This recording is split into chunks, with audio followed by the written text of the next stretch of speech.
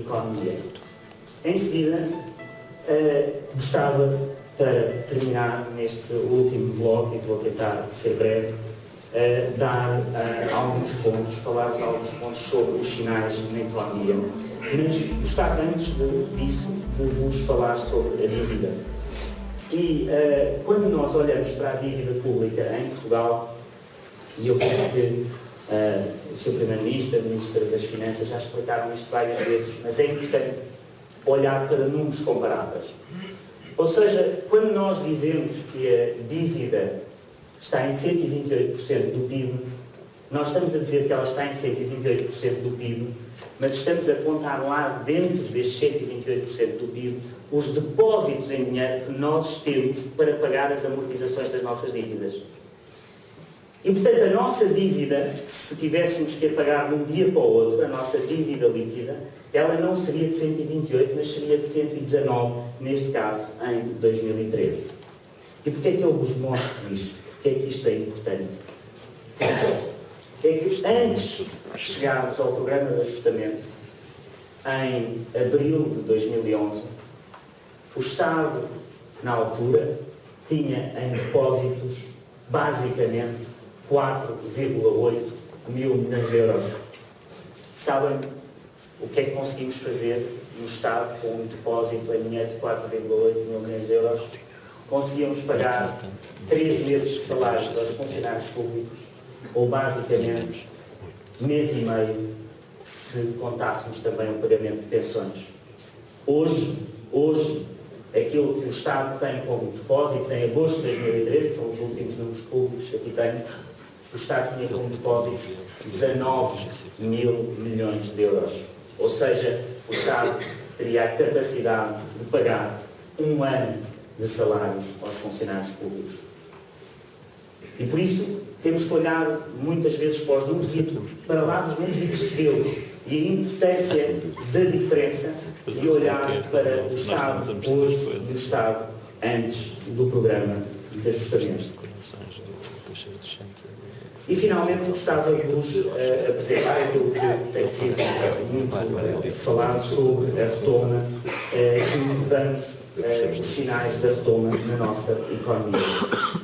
E estes números todos conhecem, para 2014, aqui com o produto a 0,8, mas aquilo que é mais importante é olharmos para o outro lado destes números, vermos estes sinais e olhar para aquilo que se está a passar em Portugal.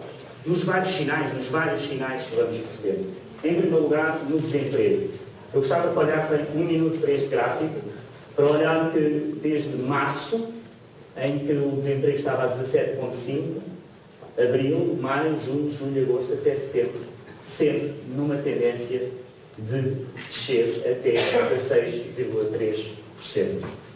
Nós só resolveremos o problema do desemprego com o crescimento, com as reformas estruturais, com a capacidade de dar a volta à economia, mas estes são os resultados hoje, são a tendência que temos hoje, e é importante deixar aqui essa nota.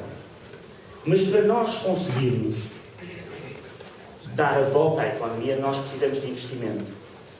E o investimento só pode vir de 3 pontos fundamentais. Ou é as poupanças das famílias, a nossa poupança interna, ou é a poupança do governo, a poupança de um Estado, ou então é porque estamos a ir gastar as poupanças dos outros. Mas a nossa experiência em ter ido durante anos e anos criando dívida externa, ou seja, ir à poupança dos outros para poder investir no nosso país, criou aquela bolha de dívida que vos mostrei no princípio da apresentação. Ora, hoje o que vemos é diferente. O que vemos hoje é a taxa de poupança das famílias, que em 2008 era 5,6% do rendimento disponível bruto, em 2013 ser 13,6%, mais 8 pontos percentuais.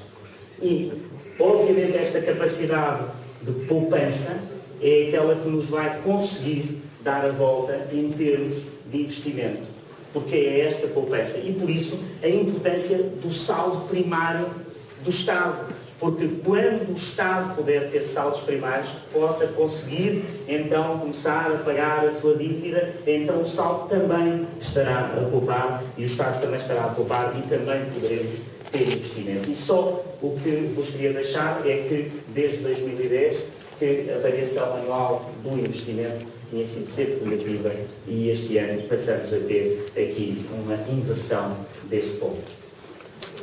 Por isso, aquilo que aconteceu é que nestes anos, neste caminho entre uma economia completamente direcionada para setores protegidos, não transacionáveis, Portugal conseguiu começar a dar a volta e a estancar o ponto da dívida externa. E em 2012 não acontecia desde 1993, temos aqui a nossa balança da conta corrente e de capital. Mas o que é mais impressionante sobre a história, sobre aquilo que as nossas empresas têm sido capazes de fazer, está neste slide. É que, contra todas as dificuldades, e gostava de vos lembrar que quando Portugal passou por esta mesma aflição nos anos de 83 a 84, o país na altura tinha uma moeda própria e a Europa estava numas condições, em termos de procura, diferente das que está hoje. Hoje estamos numa situação mais difícil. Mas Portugal conseguiu fazer uma coisa extraordinária. É que, em relação à Europa, as importações da Europa vindas de Portugal desceram a 5% ao ano desde 2008. Mas as importações da Europa do resto do mundo só cresceram a 1,8% ao ano. Ou seja, Portugal ganha cota de mercado. Portugal consegue, numa altura difícil, em que a procura desses países está a diminuir, Portugal consegue aumentar a sua cota de mercado. E reparem aqui, a cota de mercado em 2008 da madeira dos seus derivados, do papel e dos seus derivados, das pedras preciosas, da borracha e dos seus derivados, no mobiliário, sempre a subir. E é isto que nós queremos. É isto que nós queremos, é este aumento naquilo que é a cota de mercado, que quer dizer que os nossos produtos têm mais qualidade, que os nossos empresários têm produtos que podem vender mais caro porque são melhores e que podem pagar melhor aos seus trabalhadores porque têm empresas melhores e aí teremos um país melhor. É esta a história que nós queremos. Não é outra. É esta a história que nós queremos. E quando olhamos para aquilo que Portugal fez, Portugal não fez só na Europa. É que aquilo que Portugal exportava para fora da Europa, que em 2005 eram basicamente 20% das exportações, hoje são 30%. E quando olhamos para aquilo que estamos a crescer para fora da Europa. Em 2012, depois em 2013, olhamos para os crescimentos das exportações e este crescimento está fora da Europa. Então nós conseguimos diversificar para fora da Europa, conseguimos ser melhores dentro da Europa. E é essa a história que eu vos queria deixar aqui hoje, porque penso que é a história daquilo que é a mudança que muitas vezes se perde neste caminho daquilo que vos contamos e daquilo que muitas vezes é o dia a dia. E aquilo que vos queria então deixar como as duas mensagens finais era que a grande diferença desta vez tem sido a capacidade do nosso país em relação àquilo que foi 83, que foi 77, conseguir, com uma situação económica externa difícil e com uma economia em que, no fundo, não temos a nossa moeda própria, conseguir ajustar dentro da União Monetária. Eu diria que esse será o caso de Portugal nesta história do ajustamento. É esse o nosso caso, é essa a nossa esperança e é aquilo que se tem conseguido fazer. Mas, quando nós olhamos porque é que fizemos, porque é que estamos a fazer, é verdade que há o programa de ajustamento, mas há a Europa. Nós queremos fazer parte desta Europa. E para fazermos parte desta Europa, temos que respeitar aquilo que é o Tratado Orçamental. Nós temos que respeitar aquilo que é o projeto europeu. Porque o projeto europeu é parte de conseguirmos respeitar as regras do projeto europeu para podermos ter a solidariedade dos nossos parceiros.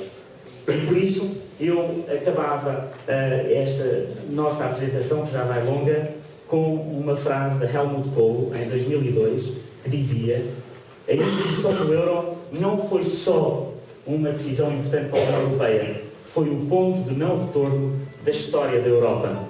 A moeda única fez com que o processo de integração europeia se tornasse irreversível.